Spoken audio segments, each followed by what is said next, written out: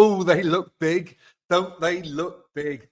Andy Farrell has picked his side to face the Wallabies in the first test on Saturday. And in this video, we are going to be looking at all those decisions. Hello, amateurs. Welcome back to the channel. I'm going to be here with you throughout the Lion series and beyond. So hit subscribe to follow along. Okay, the team is in. But who was ruled out beforehand? We've got Mac Hansen and Blair Kinghorn in the back three, both of whom could be fit for Tuesday, but unlikely, according to Andy Farrell. Also ruled out following the previous games were Luke Cowan-Dickey and Gary Ringrose, both with head injuries. So, we'll see with those. No indication as yet as to their likelihood of playing a further part in the series. Okay, overall with this team, I think there's some real contrast in here. I think some players almost picked themselves like they were absolute shoo-ins, but other areas were much more complex. And I can only imagine the amount of discussion that went on into picking some of these, particularly the back five of the scrum and the bench players that will replace them as well. It could have been lengthy discussions, I am sure. But let's get into it. Okay, these are the forwards selected by Andy Farrell. We've got Genge, Sheehan and Furlong. I think the vast majority of people would have picked Genge and Sheehan. Furlong, a late run into this team with his form improving as the tour's gone on. And we'll see this with a number of selections, I think. There's pedigree there. He's built up, and if that pedigree is released in a burst of form and fitness through the test series, then it will absolutely be justified. I think that's with Furlong, and there's others that we'll talk about as well that would fall into that same camp. Itoje and McCarthy in the second row, and that is a powerful second row. I think, again, a theme through this, I think we're going to be looking at basics, and it doesn't start any more basics than the set piece. I think the Lions are really prioritising set piece with a lot of their selections here.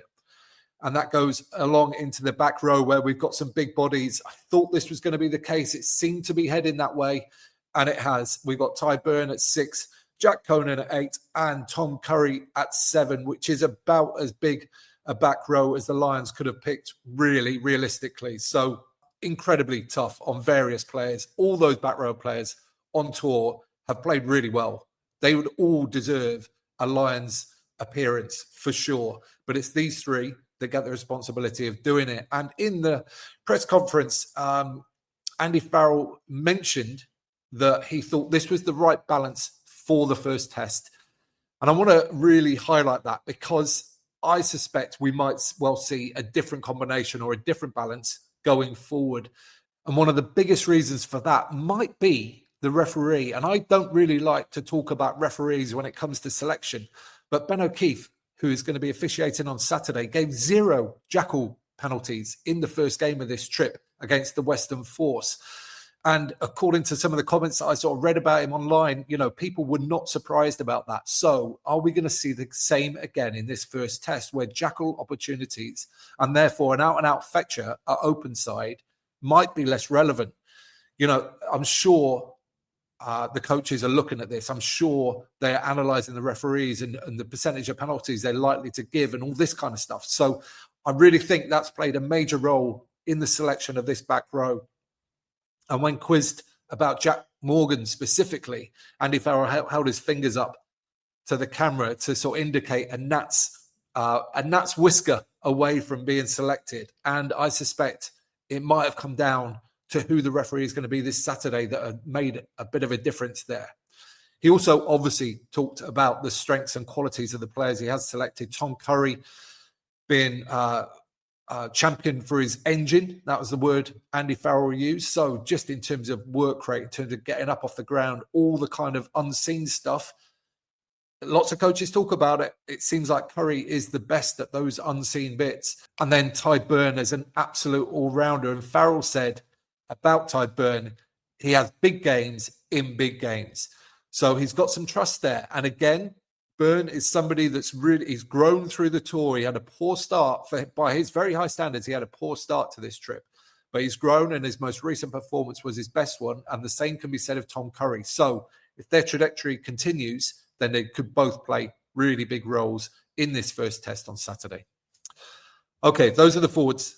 Let's get into the backs. And I think with the injuries that have happened, very few people would have strayed too far from this.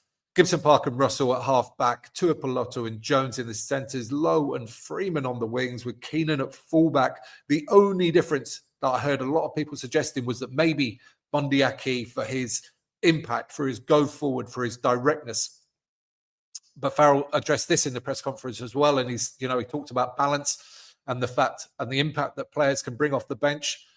Bundee obviously is very capable of that, and I'll talk more about that when we get down to the bench, which is going to be now, actually, because, like I said, I think, honestly, there's very few people that would have strayed too far from that selection in the backs.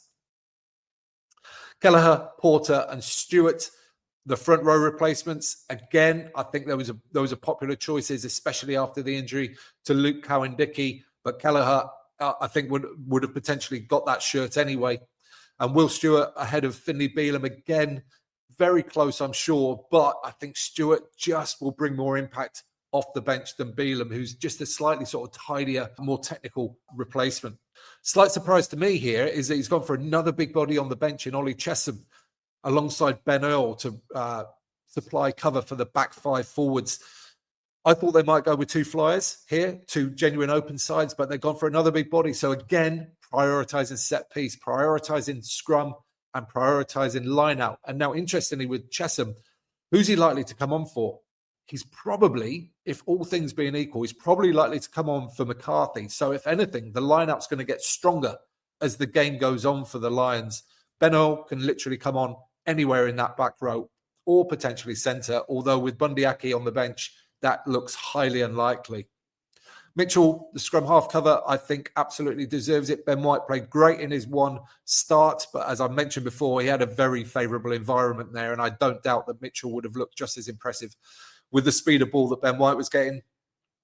I think with Hansen not being available and therefore his sort of potential fullback cover, I think Marcus Smith had to be on the bench here, because of his versatility, but also he has come on and provided value in every game that he's come on. He's added, I would say. He's had a couple of errors for sure, but I think he's definitely added in every time that he's come on the pitch. And he's an interesting one to talk about because, I mean, we've been speaking about this throughout the entire trip as well. He's benched basically the entire time. And would you accept that if you were him? Like, would you say, no, I want a chance to prove myself for a starting spot? Whereas now he will be, aside from injuries or sort of strange circumstances, he's going to be a test lion. And I think that's incredibly valuable. And even if it's just on the bench, I think if I was him, I would have certainly taken that at the start of the tour. Alongside Bundee Aki, who I've mentioned before, Bundee is definitely going to bring impact. He's definitely going to bring energy. And we've seen it from him in an Ireland shirt before, specifically against Wales in the Six Nations, when Wales were really giving it to Ireland in Cardiff in the first game after Gatland left the scene. Bundee Aki came on the pitch and basically changed that game. So I have no doubt that he will be an excellent option off the bench. What does this say to me? What does it say? All of this, it says to me that the Lions are prioritising basics. They are prioritising set piece, they're prioritising physicality, and they're prioritising work rate. And there is magic there, of course. When you've got Gibson Park, Finn Russell, people like that, of course, there's a lot of ability to play in that back line as well. But I suspect we won't see too much of it early in this game. I suspect the Lions are going to be set piece, physical, and looking to run over the top of these Wallabies, who, by the way, are missing some of their more lumpy players. And I'm going to be doing a video about that later today in terms of their team and who they've selected. So early doors, I seriously suspect field position will be the priority. I seriously suspect getting that scoreboard ticking and building a score will be a priority. And then, only then, if the game breaks up, if they start to get a lead, if they can dominate as they hope to dominate, will we see some of these incredible flair players in the back three. Alrighty, that's what I think. Incredibly unlucky for people like Jack Morgan, Josh van der Fleer, Henry Pollock as well, who, a lot of people were suggesting might make the 23 as a real impact sub. But this is the Lions. It's the back row of the Lions in an incredible competitive area. So there's always going to be players very disappointed. It's the nature of the beast. And Andy Farrell said this week that those players have actually done an incredible job in preparing the 23 for this test match on Saturday. So I am excited. I cannot wait for it. But what do you think? Let me know in the comments down below. Do you think this is the right team? Do you think Andy Farrell should have picked more on form and less on pedigree in certain areas? Let me know, and we'll join you there for a friendly conversation.